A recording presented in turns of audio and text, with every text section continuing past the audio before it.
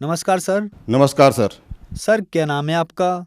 मेरा नाम लालाराम देवांगन, ग्राम फरतफोड़, जिला बालोद, छत्तीसगढ़। सर संत रामपाल जी महाराज से नाम दीक्षा आपने कब ली? मैंने सदगुरु रामपाल जी महाराज से 24 जनवरी 2020 को प्रथम नाम लिया।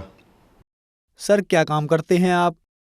मैं अभी फ़िलहाल रिटायर हो गया हूँ, 2007 में रिटायर हुआ और मैं आयकर विभाग में प्रशासनिक अधिकारी के पद पर रिटायर हुआ।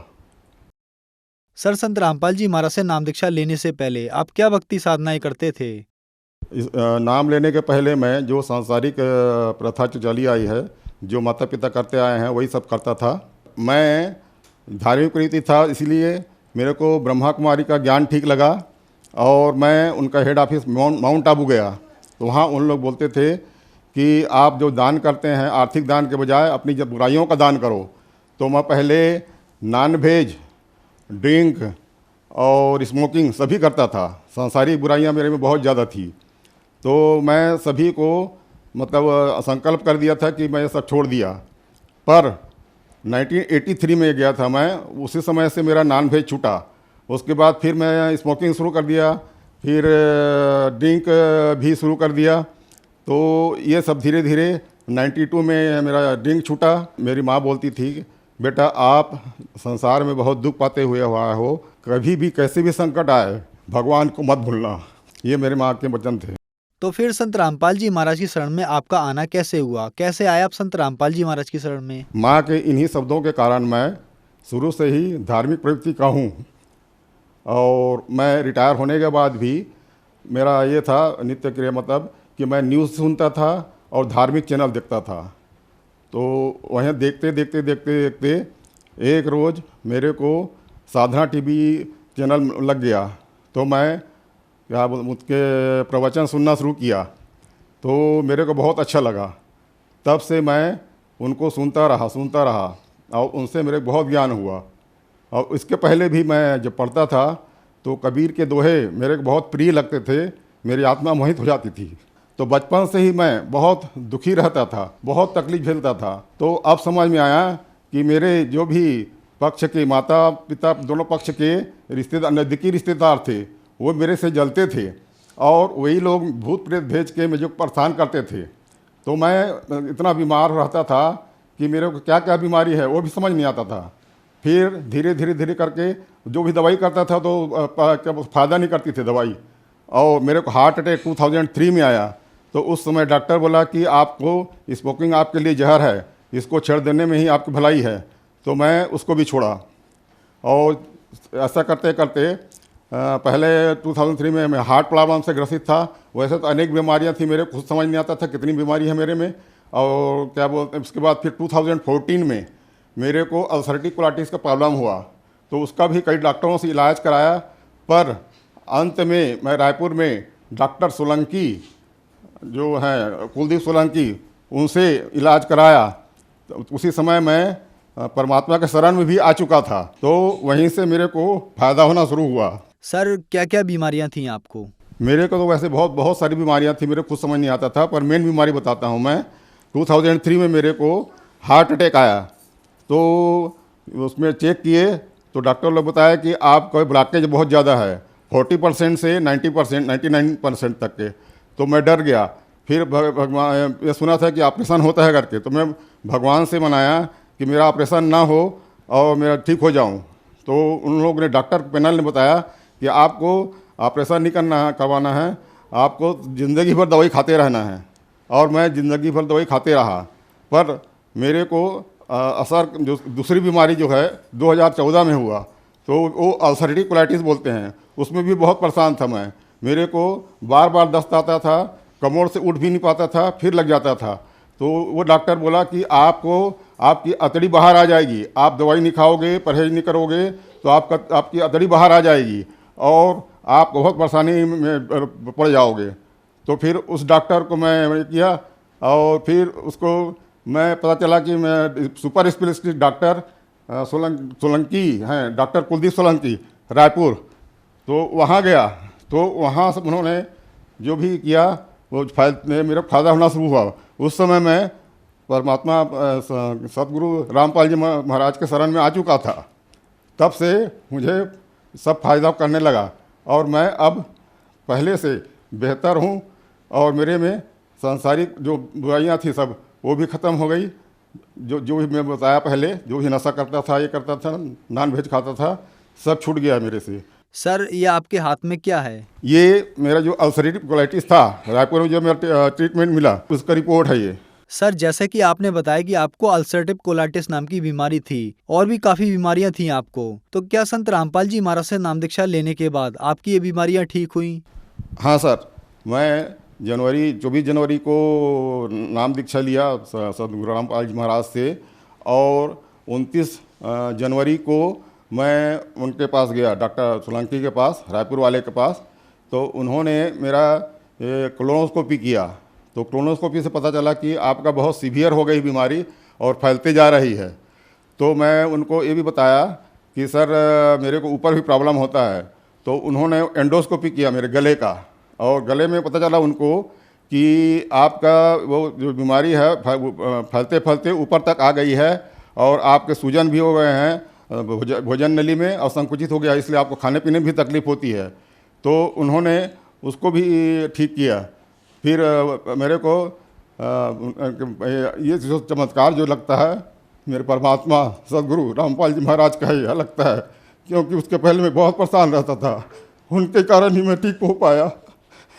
मैं इतना भावुक हूँ कि मैं बोल नहीं पा रहा हूँ। मैं उनको उपकार कैसे भूलूँ मेरे सदगुरु परमात्मा रामपाल जी महाराज का। तो उसके बाद ये कोलोनोस्कोपी से ये पता चला।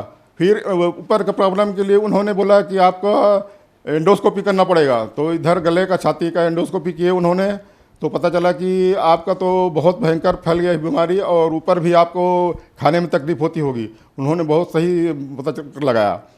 तब ये सब चमत्कार मेरे को परमात्मा का ही लगता है, सदगुरु रामपाल जी का मर लगता है। मैं बीमारियों से इतना परेशान था, हार्ट की बीमारी इतनी सारी खाता था और अल्सरेटिव कोलाइटिस का भी खाता था, तो भी मेरे को फायदा नहीं होता था। फिर मैं परमात्मा से अरदास लगाया, हे परमात्मा आप सब कुछ ठीक करते हो, मेरी भी बीमारी सब दूर कर दो।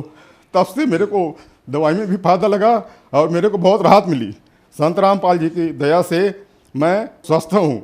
पहले बोल भी नहीं पाता था, अब तो बोल भी पाता हूँ। रायपुर गया तो डॉक्टर कोलोनोस्कोपी गया और वो ये देख के डर गए कि इतना भयंकर मैं लाइफ में अल्सरेटिव कोलाइटिस नहीं देखा हूँ, आपका बहुत सीवियर है। तो वो मेरे को तो ओरली बताया और मेरे डॉक्टर के पास मेरे साथ मेरा लड़का दिनेश गया था, उसको दिखाया, तो वो भी देख के डर गया। फिर बोले, मैं उनको बोला सर मेरे को ऊपर में ही प्रॉब्लम होता है। तो उन्होंने मेरे गले का भी एंडोस्कोपी किया, तो वो बोले आपकी ये बीमारी ऊपर तक फैल गई है और आपकी संकुचित हो गई है भोजन नली, इसके कारण आपको खाने पीने में परेशानी होती होगी, बोलने में भी परेशानी होती होगी। उनकी बात सही निकली। फिर मैं सतगुरु रामपाल जी महाराज से अरदास किया, प्रार्थना किया, तो उन्होंने मेरे को सब बोलने लायक भी कर दिया, खाने लायक भी कर दिया और मैं अब पहले से स्वस्थ महसूस करता हूँ। उनके प्रार्थना से मेरी बीमारी ठीक हुई। ये मेरा एंडोस्कोपी किए, जो कि उसके खराबी जो है गले की पता चलती है, तो छाती और गला में उनको पता चला और वो बोले आपकी ये बीमारी फैलते फैलते ऊपर तक आ गई है और आपकी भोजन नली बहुत ज़्यादा संकुचित हो गई है और ये मेरा एंडोस्कोपी रिपोर्ट है। अब मैं सदगुरु रामपाल जी महाराज की दीक्षा लेने के बाद, नाम दीक्षा लेने के बाद मैं अब पूर्ण रूप से स्वस्थ महसूस करता हूँ और मैं सांसारिक कामों में भी कर सकता हूँ। हालांकि मेरे को शिथिलता है, फिर भी पहले मैं इतना निर्बल हो गया था कि कुछ भी नहीं चल नहीं सकता था, न बोल नहीं सकता था, न ड्राइव कर सकता था, कुछ नहीं कर सकता था। पर अब उनके संत रामपाल गुरु जी महाराज की कृपा से मेरे को अब सब करने की हिम्मत उन्होंने दी, मेरे को सामर्थ्य उन्होंने दिया है।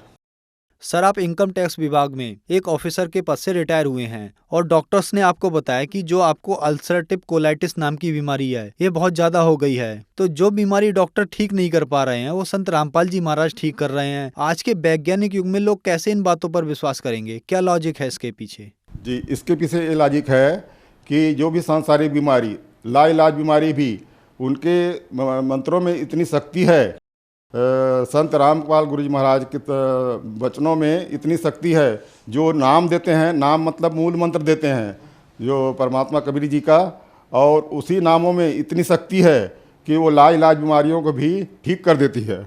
सर, जैसा कि आपने बताया कि आप ब्रह्मा कुमारी पंथ में थे, ब्रह्मा कुमारी पंथ वाले भी नाम देते हैं, उनके नाम से तो आपकी बीमारियां ठीक नहीं हुई, लेकिन संत रामपाल जी महाराज से नाम दीक्षा लेने के बाद आपकी सारी बीमारियां ठीक हो गई। क्या कारण है सर? जी, उन लोग नाम नहीं देते, उन लोग सिर्फ ब्रह्मा को ही मानते हैं, ब्रह्मा ही सब है, और शिव बाबा को मेन मानते हैं, मेन भगवान मानते हैं। पर वो लोग उनको मुरली बोलते हैं, उनकी जो भी शिक्षा है, और वो जो बताते हैं वो भी प्रेत बाधा ही लगती है मेरे को, क्योंकि जो उनका प्रमुख है शिव ब्रह्मा कुमारी का, वो उसमें प्रेत आता है और वो जो बोलता है वही इन लोग सब संसार को बताते हैं।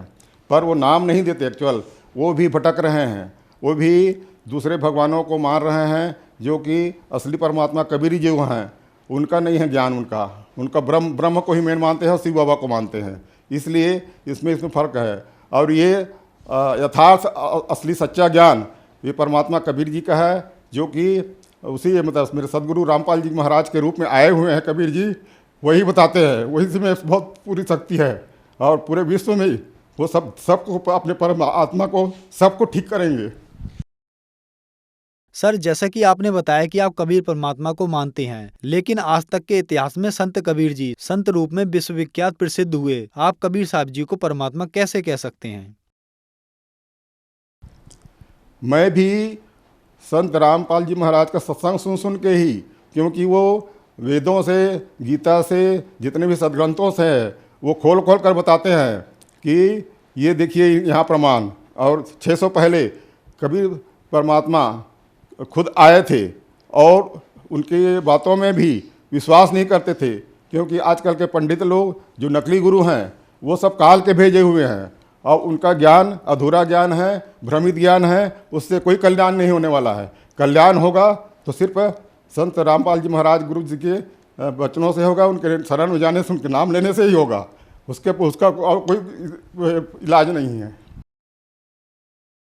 आपके कहने का मतलब है कि संत रामपाल जी महाराज ने प्रमाणों से सिद्ध किया कि कबीर साहब ही भगवान हैं। तो जो श्रद्धालु आज आपको देख रहे हैं, उनको आप क्या कहना चाहेंगे? तो मैं इसी आधार पे मैं परमात्मा का संदेश तो क्या देता हूँ, मैं अपने सदगुरु जी की तरफ से उनका जो संदेश ये बोलते हैं, जो कृपा बरस रही है, वो साक्षात कबीर जी मेरे संत रामपाल जी महाराज के रूप में आए हुए हैं, और जिनको ये भोली आत्मा विश्वास नहीं करती और उसके शरण में जाने के लिए हिचकती है, जब ये उनको यही समझ के आएंगे तभी सब आत्माओं का कल्याण होगा। जो मानव रूप में आए हैं तो उनका कल्याण सिर्फ सदगुरु रामपाल जी महाराज के शरण में जाने से ही और उनके नाम दीक्षा लेने से ही होगा कल्याण। ये आत्म कल्याण करना ही मानव जन्म का मुख्य उद्देश्य है, ये भी वो बताते हैं। सर, संत रामपाल जी महाराज से नाम दीक्षा कैसे ली जा सकती है? संत रामपाल जी महाराज से नाम दीक्षा, उनका जो सत्संग आता है टीवी पे, उसमें नीचे पट्टी चलती है जिसमें नंबर दिए रहते हैं, उस नंबर पे आप फ़ोन करके आप अपना नाम पता वगैरह दें तो आपको उनका क्या है, जगह जगह हर जगह नामदान केंद्र खुला हुआ है। तो अब तो अभी जितने भी नाम लेना चाहते हैं गुरु जी रामपाल जी महाराज से ले सकते हैं और अपना आत्म कल्याण कर सकते हैं। धन्यवाद सर। Thank you sir.